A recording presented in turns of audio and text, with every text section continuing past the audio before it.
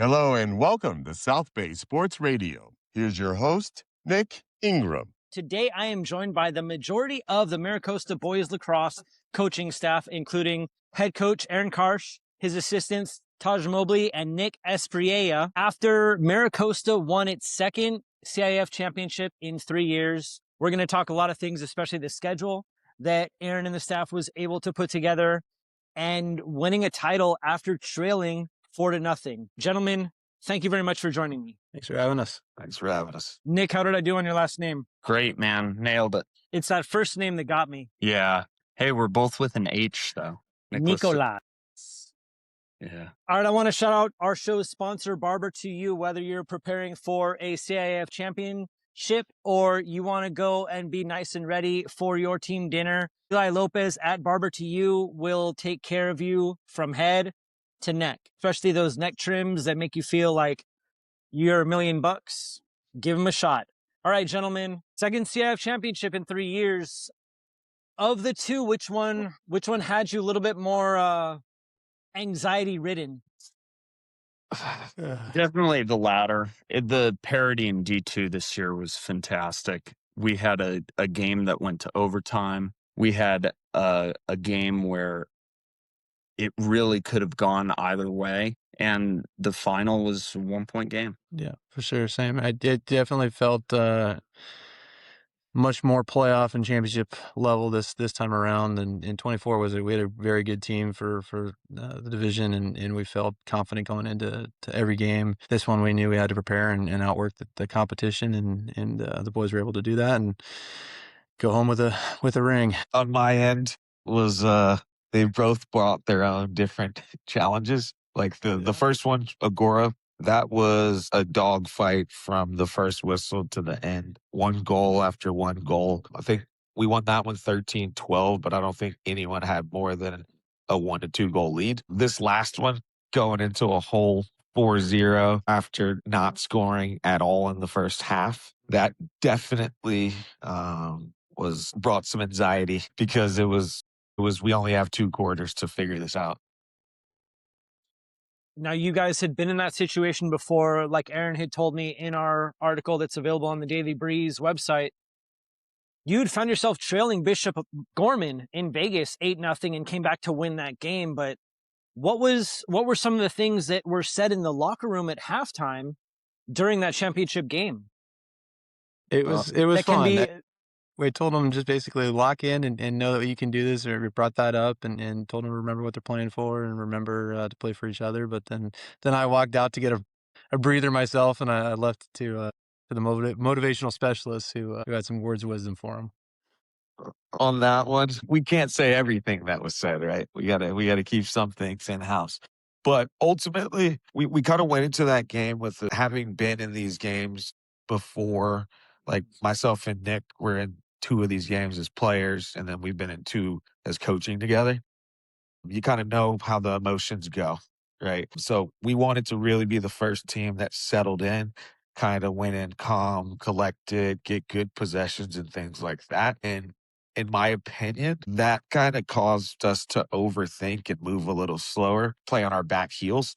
So the main thing we did was kind of take the regulator off. This team, especially in the playoffs, kind of needed off of defense pushing the ball in transition, us getting kind of those juice goals, so to speak. So we basically just said, go be yourselves. Don't be afraid to fail. I mean, they woke up. I've got kind of an unconventional opinion on this, which is that I think that words don't really work that way on players.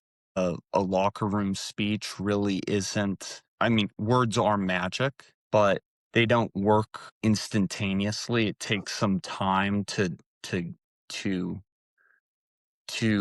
bake in the magic that are words into a player. What you do over an entire fall ball kind of programs that into them a certain way. I think what changed at halftime was how nerves were affecting players. Our guys were, without showing it, very nervous, and how nerves affect you. It affects your decision making. It affects you your coordination. It's almost like being drunk. And I think that was really affecting us. And when they scored coming out of halftime, I think that we all of a sudden got a, well, what do you got to lose mentality? And our guys snapped out of it and started playing like themselves. And we put 6 straight in transition, making amazing plays like Brody to Miles. Brody's little bounce pass, which the turf had a lot of sand on it, so bounces were dying, but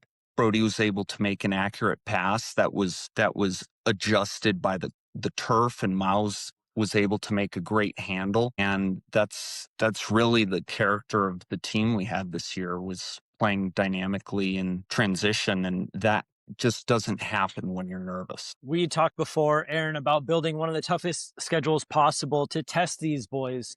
When you're taking losses against elite teams, like a team like Loyola, how difficult is it to keep those players focused on the bigger picture than just that game right there? Yeah. I mean, that's what we've kind of done every year. We've stepped up the strength of schedule and shown them that we can compete with the best. And this year was no different. We asked the boys, who do you want to play? And they just named off the top 15. And so anybody that would take the game, we scheduled, and even more than we probably should have. But we got off to a good start, and then we started what we called the gauntlet. And that was, I think, 7 games in a row against the top 7 teams at the time. And we went down to Corona Del Mar. And I think that was all a game that all of us thought we could come away with the W, and we didn't. And that was a tough one. And then when we played Santa Margarita at home, that one was a growing experience for us as a program and as a coaching staff too, because I think a lot of us really, really wanted that one. And we saw, where we fit talent wise, and just couldn't figure out how to connect all the dots. But again, in the back of my mind, I knew, that spring break trip for us has been a great refocusing for our program to kind of finish league and then go into whatever's next. And it was the same thing this year as well. So every game we played was competitive, and more so than I think some of our players anticipated. But we knew when we scheduled a team like Village Christian or even El Segundo that they're better than they may look on paper. And they gave us everything we could handle. And so I think those experiences in games prepared us for what we went through, both, overtime against Newport Harbor. The travel to Saugus was a long bus ride and a lot of energy there to settle down and then finish the way we did at that place was good. And then the home game again to get us to the championship against Los Al. Los Al was a fantastic team, and we played probably our best game of the year that game, and got us right for the championship game. And then the championship game, again, the emotions of playing St. Francis, who we have some history with, and wanting to do it the right way and doing it for everybody that's been a part of our team across the years. Really kind of, that game was our season in a nutshell.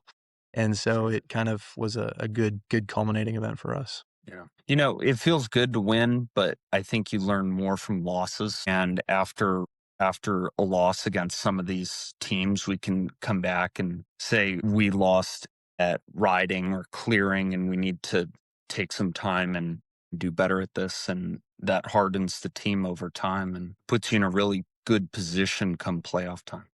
And just to add on that, it just made us better coaches, right? Like I look at every single one of those games, as we call it, the gauntlet, and there was something from each game that we specifically highlighted in our next practices moving into our next matchup.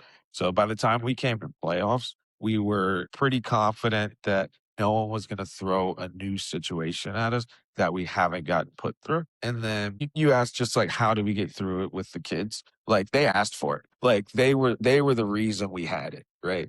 Because that is what they wanted. They did not want a cupcake schedule. They wanted to be able to say, especially the seniors, when they graduated, they played the best of the best. So we just kept, like at the end of the day, those ending huddles, we reflect. Sometimes we didn't play as good as we thought we could have, but at the end of the day, we go, but did we just play a good team? And we did. We talked about the senior class not only helping Mira Costa get back to the top, being one of the top public schools in the area, but there were 18 seniors that finished the season. How different was that than they win 4 straight league titles, but how different was that group from start to finish that helped establish a culture for this program? Yeah, I mean, they're a special group, and we knew it when they came in, because right away they set the tone for getting the program kind of back into that championship level year after year. And they joined, when they joined as freshmen, they were joining a group that was really ready for that next step. And they, in 22, 23, that group was the same kind of mix.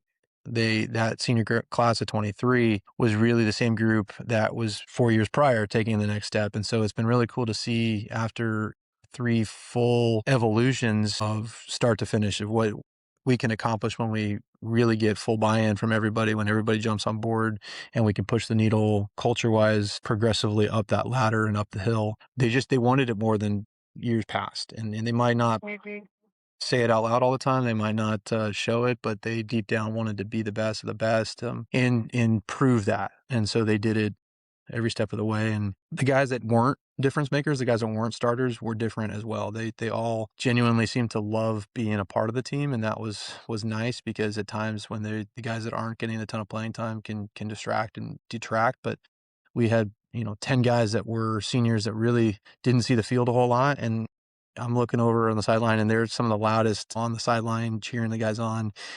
Joe is our backup goalie, and I would love to get him more time, but he was a cheerleader on the sideline for us. And my son came down one of the games, and he heard him yelling, and he goes, "You're my favorite player." And Joe was taken back by that, but he was in a situation where he's one play away from being in the game and being the guy, and had to stay ready, and he did that all year long. We have 7 or 8 other guys too, right there with him, that we're all good humans, and that's ultimately our goal. Is we want to graduate guys that are good people going out into the world and into life after lacrosse and high school, and ready for the challenges and the hard parts of what their next 80 years or so might look like, and being able to make good decisions and trust one another and trust the process, and hopefully we did that. And what I would say is with this group, what was good about them from freshman year on is they had certain expectations walking in the door. By their senior year, they knew nothing but winning Bay League, right? So they did it as on the JV team. They watched varsity finally get over that hump. So that's kind of the beauty of it's all they knew. So they came out this year with the same expectation to be great, right? But yeah. We talked about the senior class. We talked about this season, but let's go back to St. Francis. They were on the other sideline when your season ended last year. This year, they're on the other sideline when you guys get to clinch the championship. You get to watch them take those second place medals instead of that CIF plaque. How big was that for this group, knowing that same program ended your season last year? At least for me personally, and I got a feeling that these two guys feel the exact same way. It had nothing to do about them. It was all about us and just delivering what it took to win that game. We had a game plan. The first half of that game, we were doing the inverse of that game plan. And when we came out of halftime, we were able to get it together, and thankfully got out of there with what we thought was the right outcome. And that was it. Never thought about St. Francis or what happened last season or what happened at the start of this season, just winning this game. And I would say, they hats off to them, because they played a great game. They did everything they needed to do to win the game. I won't lie to you. It's not a factor, but it's not the primary focus.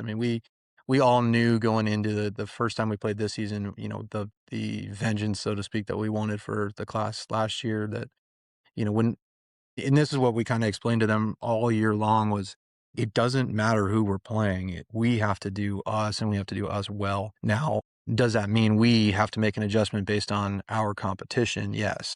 And I think that's one thing that we learned throughout the year, was when we lost focus, at the last few minutes of the game last year, that was our mistakes. Those were our decisions to where to run, how to run, what to do, and it wasn't just the final 2 minutes. It was every play up until that point and even beyond. And the same thing this year, like going into that first game this year, you could tell we were focused, and that was the focus of us and doing our best to be our best. Started then and kind of rode all the way through, but we got challenged every step of the way and all the way through all 48 minutes in that championship game. And I agree with them, especially for the final.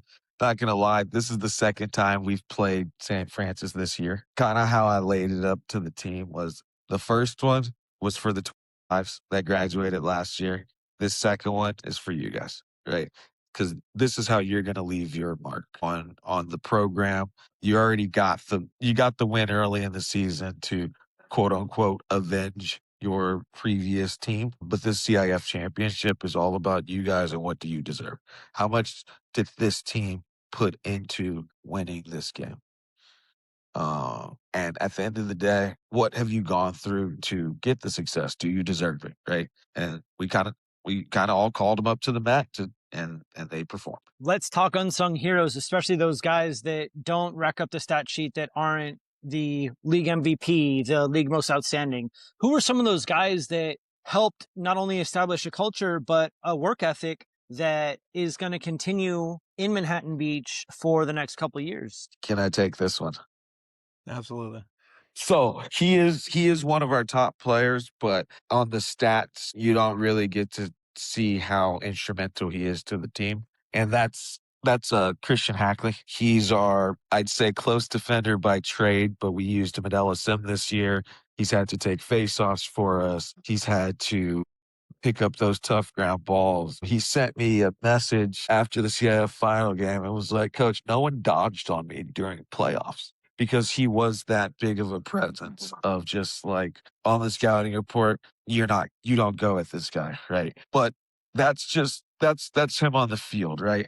But beyond that, the ultimate leader, right? One of my extra coaches, I would say, on the defense. Like in the middle of a game, I consult with this kid, like, hey, should we do this or should we do that? He was the one echoing the communication at practice, making sure people were stepping up and talking. And then during this playoff run, as we brought kids up, the younger defenders, he was pushing them. Like there was nothing the younger defenders could do that was correct in his eyes. And he told me, Coach, I'm going to push these kids, right?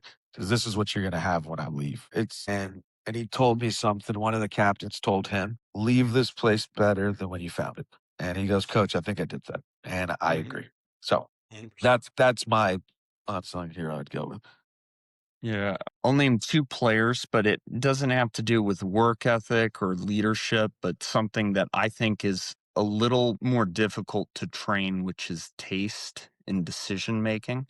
Taste leads into what you admire, which leads into how you learn things. And it's really hard if a kid likes shooting low to high because it looks sick, it's really hard to manipulate that. It's really hard to get a kid to have better taste with decision making when he's got his friends and the girl that likes him at the game. The incentive is for you to score goals. But these two players, one Dylan Trout, who he had a few lapses in this, but for the most part played a very smart game and a very simple game, high shooting percentage, not particularly this season, but in the past, and very responsible with the ball. And another player that I'll mention, which in this role in lacrosse is like the lineman of lacrosse, which is a riding attackman, Connor McGinley, he's just got a talent for being in the right place at the right time and being particularly tenacious and getting that ball back, which for our team, that role is particularly important. We had a transition personality this year, and we were weaker in the face-offs with a strong defense. So if you look at everything as a possession game and how you can start increasing the possession distribution towards you, rides, successful clears, low turnovers, all of that becomes super important. So Connor's role as a riding attackman was essential. Yeah, no, and you can go down the list. I mean, every one of our starters really had big impacts, and it wasn't always the guys that did it last year. Brody was huge in transition. Cade was awesome in transition. Towards the end of the year, as guys start to get tired or they're dealing with injuries, there's one or two players that will step up in really unsung roles. We had a couple guys just kind of come out of nowhere the last 2 weeks of the season. August Watterson was a defensive midfielder who, they were not stat plays that are going to show up, on the highlight reels, but they're one or two plays in a game that make a difference. And so he had a goal, I think, in transition against Los Al and filled in well enough to keep the team where we needed to be to win the game, every one of the playoff games. Guys, the fourth, fifth, sixth, seventh deep hole that has to go in there for a spell here and there. Ethan Clapper was our third deep hole that stepped up and managed his responsibilities very well. And when Gordon and Jonas got in there, or Jacob Klein got in there, they did well enough to step up. Drew Donnelly is a freshman. He doesn't play like a freshman. He plays as well as our two seniors do. And as he matures and as he learns how to handle the emotions of the game and his physicality, I think he's going to be really special too. But every one of those guys, and again, Peyton stepped up big time for us in goal this year because there were some saves. And when you look at how many saves did he make, typically that was the difference in the game. Final, score column. Because any one of those or two of those he doesn't make, the game is completely different. So, we could spend all day talking about all of them, but those are the names that come top of mind for me. Let's focus on Peyton for just a little bit. As a goalie, you're the last line of defense, especially in lacrosse. It's any one bounce can have you completely off. How did you see his evolution from when he first stepped onto campus at Mira Costa to this last game against St. Francis?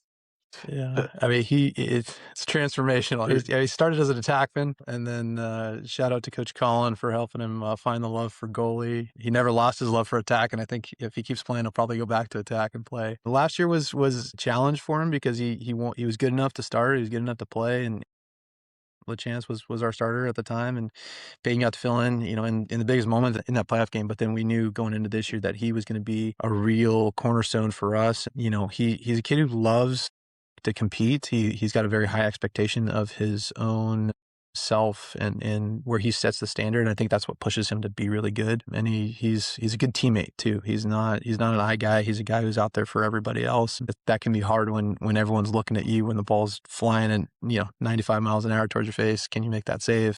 Because playing goalie in lacrosse is probably the hardest position in any sports, in my opinion, to play. And so he stepped up big time and did an amazing job this year. So what I would say with Peyton is the kid's just clutch. He's got the clutch gene from the second he walked onto the varsity field. So first time he actually stepped on a varsity field was PV. It was at Palos Verdes because varsity plays first, JV plays second. He was planning to play the JV game. Our goalie gets a penalty. We don't have another goalie suited up. We go 2-man down, and we're looking around like, who are we going to throw in goal? We walk up to Peyton, and we go, heck, we need you to go in for this man down opportunity. Know that means you cannot play your game. He gets a 1 minute. He goes, okay, I'll do it. He gets a 1 minute warm up.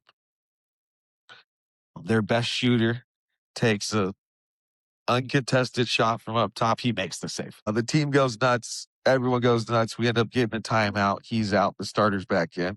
That's his first instance. Last year, our goalie actually got injured in our last playoff game. And that was versus St. Francis at St. Francis. Peyton came in and played lights out to the point of where we were like, should he have started this game? And he just comes off the bench ready, right? So that's why I first wanted to start with Peyton. But then this year's progression was a lot for him. That whole gauntlet I spoke of, what comes with the best teams in the area comes with the best shooters, right? So throughout this year, he's seen the top shooters that you can play against. So there was times where confidence was feeling a little low, and we had to get him back up to being Peyton. And overall, the trajectory of this year for him made him come in at the tail end of the season as just a cornerstone for the defense. It got to the point of where certain shots were like, you give that up because he's got that. So I think he just grew as a player. And then I agree with Karsh. He's also got one of the best shots on the team. He might be an attackman at Boulder here pretty soon. The only item that went unmentioned about Peyton is that he loves to train, which is very important for a goalie, and a lot of them don't like to do it. It's like training in UFC, kicking, where every time you kick, your shin's getting banged up, and each subsequent kick is just brutal. Taking shots, particularly step downs, It's tough stuff. And he loves to do it. He actually loves to do it. So. Last one of the serious spectrum. Lacrosse has grown exponentially since I started covering it, from having LA versus Orange County as a club team to now we're a CIF sport. But where have we seen lacrosse come from, and where can we see lacrosse go over the next 5 to 10 years? The sky's the limit. The problem is going to be keeping all of the non-playing factors supportive and consistent. And so schools that are out there that want to start a team, they need a parent or a group of parents to go and ask their admin to get it going. They need just athletes that love the sport. I'm a prime example. I was a baseball guy. And you get to tell me I get to hit somebody with a stick, sign me up. That's all I needed to know, and fell in love with it. And so there's so many kids at so many schools that would either didn't make their varsity sport and want to go play something else. This is a perfect sport for them. But the growth on the youth side is what's dramatically holding us back, because the club world has incentivized dollars and performance over foundational growth and development and recreation. And so we've got to do a better job of understanding the sustainable fishing concept of, like, if you overfish the population, then there's going to be no fish left. And so to keep kids getting involved and interested, keep recreational fun and developmental, and then know that there is a time and place for kids to play at a higher level. But just because you are willing as a club or a tournament director or program director to take a paycheck and a registration fee from a kid doesn't mean they deserve it. And you're doing the kid a disservice and the parents a disservice by telling them what they want to hear just to get paid. So that's the biggest factor I see, because once we can get it more in line with, and I used to say the way that baseball and soccer and football work, but those are just as bad now too. And you're seeing the same thing in youth sports participation drop off. And it's hard, because as a parent myself, I've got a 10-year-old and now she's 7. And they're dealing with the same thing. And, if I'm not good, I don't want to play. Part of playing youth sports is to learn how to fail and learn how to deal with that. So I think we just need more good people on the coaching side to stay involved and be involved and do it for the right reasons for the kids. And as a culture, I think that's got to change too, is stop showcasing and highlighting the 8-year-old that's hitting home runs and got an endorsement deal. Let's highlight the mom or dad who's volunteering and the officials, the one that's volunteering their time to officiate, because without the officials, we wouldn't have games to be played. So I think all those things that we can do, the better. I heard Landon Donovan, the USA soccer pro, speaking about the difference between soccer in the United States and Europe, why there's a delta there. He said that in Europe, you have professional coaches at the youth level, whereas in the States, you have AYSO, where a lot of times it's parents coaching and helping out, and there isn't the same fundamentals that's taught to the kids. I would say that the East Coast is maybe a generation or so older in lacrosse. So you've got coaches there who've played before and everything that goes into that. But we're a sunshine state. Football, baseball, all these sports, they're dominated by sunshine states. And it's only a matter of time until lacrosse in California is able to catch up and overtake lacrosse on the East Coast. It's an inevitability. It might take a generation where previous coaches' kids are now coaching youth level, but the trajectory of lacrosse in California is going to grow tremendously. Ultimately, there will be parity with what's done on the East Coast. Private schools and public schools will be in different leagues. You'll have state championships. There's some league reasons why some schools in Torrance or whatnot haven't spun up teams already, but with enough time, those irrationalities will fade and those teams will get teams. So I think lacrosse is going to have monotonic growth, just straight up, not up, down, but just straight up growth, and ultimately overpass what's on the East Coast just because of the weather conditions here. And I'll just jump into where lacrosse was when I started, right? Like the reason we have this vessel and these players is me and Dale. I came up in a similar system under a man, Scott Hochstadt, who kind of came out here with some buddies, put some sticks in kids' hands at the local middle school, and it kind of spurred from there. Just one thing we've lost over time, which we're working to get back to, is back in In our era, all the top coaches worked together. They didn't have their own little things. It was everyone together with one common goal of growing lacrosse. So right now, a lot of people are competing, but it's getting back there to where certain clubs are realizing maybe we need to merge together because that's better for the population and growth cohesively rather than making like fraction teams, right? So that's one thing, but I think ultimately California lacrosse, SoCal specifically, is growing tremendously, and the sky is honestly the limit. Like, give me 5 years, you're going to be looking at these NCAA teams, and if they don't have California players, they're wrong. But that's kind of how I look at it, and I'm very, very happy with the amount of talent that I see in relation to what I used to see growing up. And that's one thing that lets you know that it's really growing is when specialty positions start happening. Like top face-off guys, top goalies, not just top midfielders and defenders, right? Like really the nitty-gritty part of the sport is growing out here.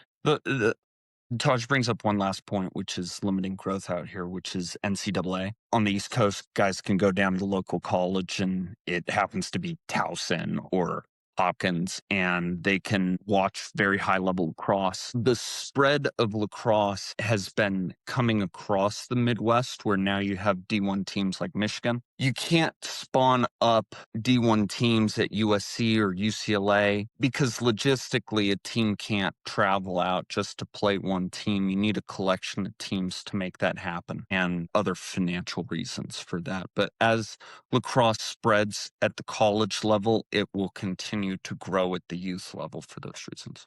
We are hitting rapid fire with the Mira Costa coaching staff. Top 2 favorite athletes, any sport.